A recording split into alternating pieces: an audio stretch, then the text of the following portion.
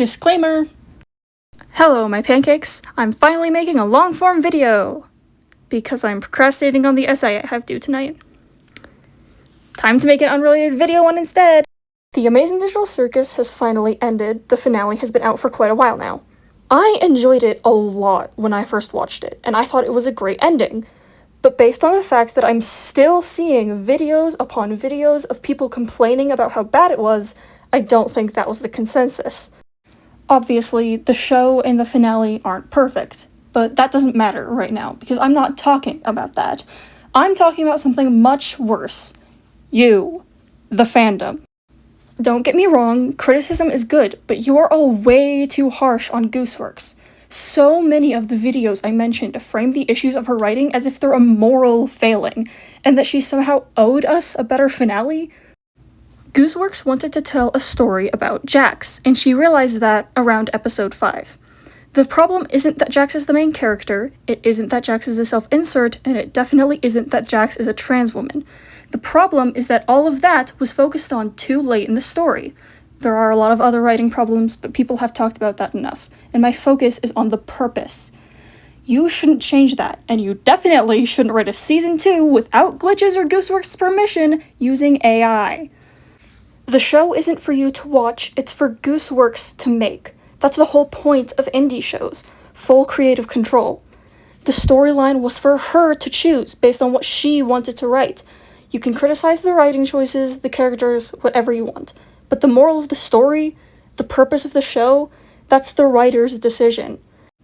If you're going to analyze the writing of the show, you shouldn't base it around what you want to express, you should base it around what Goose wanted to express, and the best way to do that. I also want to talk about another issue, trans femme Jax.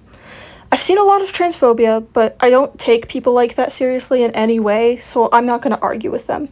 Instead, I want to look at the take that Jax would have been better as a trans man. Firstly, I think that take is really weird, because it's very clear that Jax was based on Gooseworks herself, who is a trans woman. If Jax was any other character, then yeah, I can see that. But Jax is supposed to show Goose's experience with being a trans woman. Saying Jax's experience feels more trans-mask is denying the reality of Gooseworks. You can headcanon him as trans-mask and use he/him pronouns for Jax. If you relate to him as a trans man, that's completely fine. My personal favorite headcanon is bigender Jax because one of my friends relates to Jax a lot, who is bigender. However, saying that Jax would be better written as a trans man is almost self-centered. The way that you view Jax does not define him as a character. Those are the only two things I wanted to talk about. No super hot takes, I hope. I just really liked the finale, maybe because my expectations were just really low.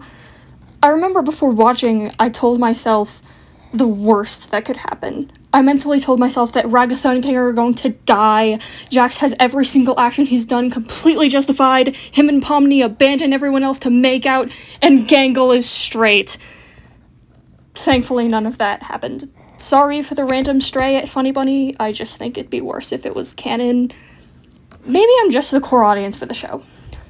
I'm not a complaint box though, so don't go into my comment section if you don't have an actual argument to make.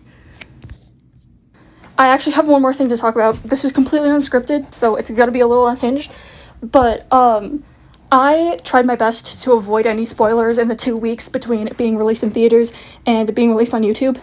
And the day before it was released, Subcooler somehow got onto my homepage on YouTube. I've never looked at any of his things. I've specifically avoided his channel, like I just don't like the content that he does. And somehow he got onto my For You page just to completely spoil the finale by a post about Jax abstracting. The day before it came out. And now I have personal beef with Subcooler.